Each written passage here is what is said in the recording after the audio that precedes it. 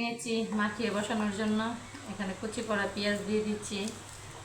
আমি সবসময় কুচি করা পেঁয়াজ ইউজ করি।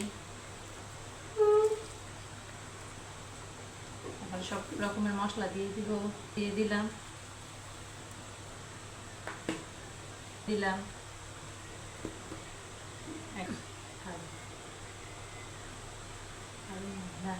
এখানে মরিচ গুঁড়া দিয়ে দিলাম, এই যে হলুদ, এই যে এখানে বড় জিরে গুঁড়া, আদা,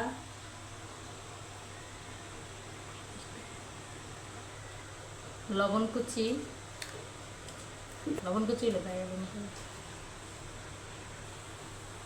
যে দিয়ে দিচ্ছি পরিমাণ মতো তেল। আপনাদের স্বাদ অনুযায়ী